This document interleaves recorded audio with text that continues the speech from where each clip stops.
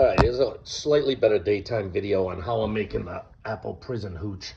The other video was just quick. I had made it night after work one night, but I figured if you haven't seen the blackberry one, it's basically the same process. You can see I got a layer of green apples down bottom.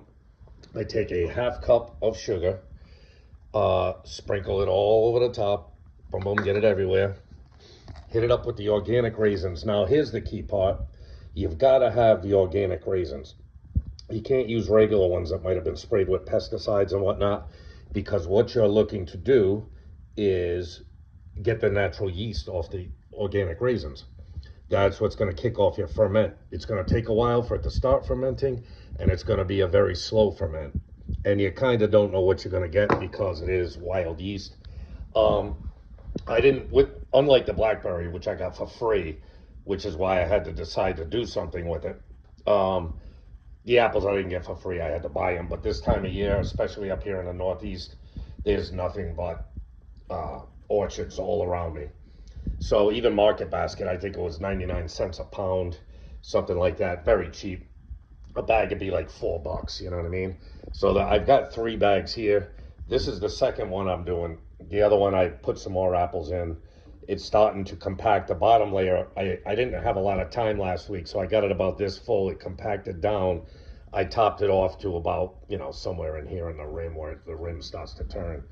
But it looks like it might be starting to ferment.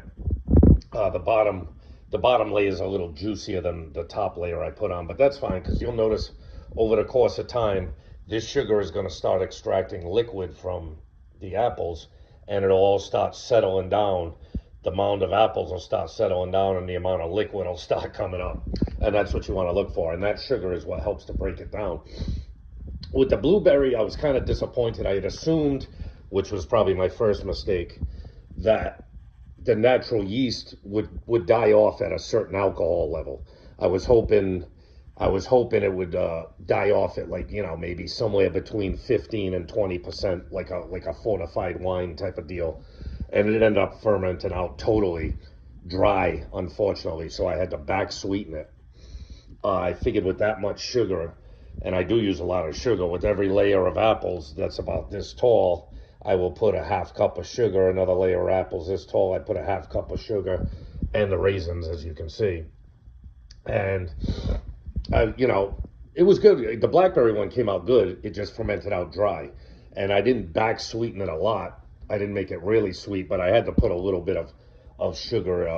I melted some sugar into some water, just a tiny bit of water and a little bit of some sugar, not a little bit, and back sweetened it a little bit. So it wasn't sweet, but it was better than when it was totally dry. It was just kind of dry. Wine isn't very appetizing to drink. It kind of dries your mouth out. So you never know what you're going to get with the wild yeast. It'll either ferment out dry, or that yeast will die off at a certain alcohol level. I think the blackberry was probably between 25 and 30% sugar. I mean, alcohol. So, that's like 50 to 60 proof, something like that. So it's not quite a liquor, and it's not as low as a wine. It's like a fortified wine, kind of like your sherries and stuff like that. So it definitely gets some oomph to it. The only problem with this process is it takes a lot of fruit, obviously. Takes a fair amount of sugar. You need the organic raisins, there's no doubt about that. Don't try using like Sun-Maid or something like that. I didn't get this from Market Basket. I think Nature's Promise is Stop and Shop up here in the Northeast. But make sure you're getting, it says organic on it. No GMO ingredients, no prohibited pesticides and synthetic chemicals and all that kind of crap, because that will kill any natural yeast that's on that.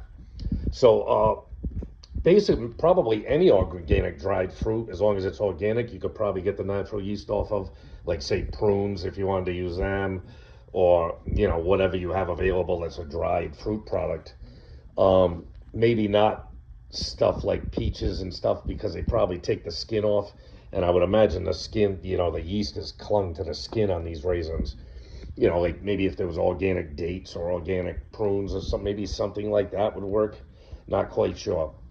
So, the biggest problem with this is it's going to take 6 months for it to ferment out. That's a long process, a long wait time. It is what it is. But at the end of that 6 months, hopefully you get that delicious prison hooch. So there's a little more detailed daytime look at how this process goes. I'll see you on the next one, people. There's always a next one. Later.